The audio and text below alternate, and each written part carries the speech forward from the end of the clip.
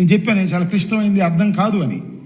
నీకు కూడా చాలా అర్థం కాలే. ఇంకా నాకు అర్థమైంది, పెద్దవాడు అనలేను కానీ నీకు కూడా ఇంకా అర్థం కాలేదు. ఎందుకని అర్థం కాలేదంటే 41.15 ఫస్ట్ స్టేజీ, 45.72 సెకండ్ స్టేజ్ అనే దాని మీద నిన్ను ప్రశ్నలు అడిగితే దాన్ని స్టడీ చేయాలనేటువంటి మాట మీరు మాట్లాడారు.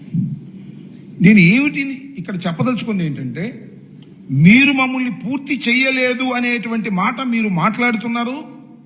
మరి మీరిచ్చిన మాటను ఏ విధంగా సమర్థించుకుంటారు? నెంబర్ 1.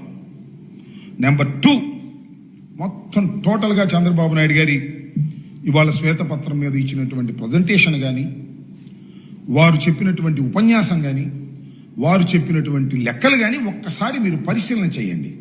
ఆత్మవిశ్వాసం లేదు, అన్ని తప్పులు చెబుతున్నా అనేటువంటి భయం లోపలుంది. అందువల్ల అట్ట మార్చేటటువంటి ప్రయత్నం చేశారు. ఎప్పుడు పూర్తి చేస్తారు అంటే దానికి సమాధానం లేదు.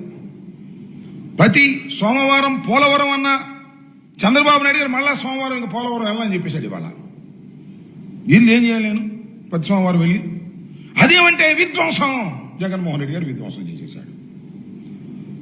కాంట్రాక్టర్ మార్చేశాడు. కాంట్రాక్టర్ మార్చేయడంతో విధ్వంసం జరిగిపోయింది. నేను ఒకటి మనవి చేస్తున్నా, చరిత్రలో కోర్స్ మీరు గెలిచి ఉండొచ్చు, 4వసారి మీరు ముఖ్యమంత్రిగా ప్రమాణ స్వీకారం చేయవచ్చు. వయసులో నాకన్నా జగన్మోహన్ రెడ్డి గారి తండ్రి వయసు మీద పెద్దవారు కావచ్చు. కానీ అసత్యాలు మాట్లాడితే మీరు ఎంత బలంగా గెలిచున్నా ప్రజలు నమ్ముతారని మాత్రం దయచేసి అనుకోవద్దని మనం చేస్తున్నాం. నారా చంద్రబాబు నాయుడు గారు, మీరు వాళ్ళన్ని పచ్చి అవాస్తవాలు చెప్పేటటువంటి ప్రయత్నం చేశారు. మొత్తం విషయాన్నంతా కూడా వైఎస్ఆర్ ప్రభుత్వం మీద, మరి మాట్లాడితే ప్రభుత్వంగా జగన్మోహన్ రెడ్డి గారి మీద నెట్టేసి విధ్వంసం చేసేశారు అనేటువంటి మాట. జగన్మోహన్ రెడ్డి గారు విధ్వంసం చేయబట్టే మేము మా 5 సంవత్సరాల కాలంలో కూడా మేము పూర్తి చేయలేకపోతున్నాం అనేటువంటి చేతులు పైకెత్తేటటువంటి కార్యక్రమం ఇవాళ మీకు చాలా స్పష్టంగా అర్థమై ఉంటుందని నేను భావిస్తా ఉన్నా.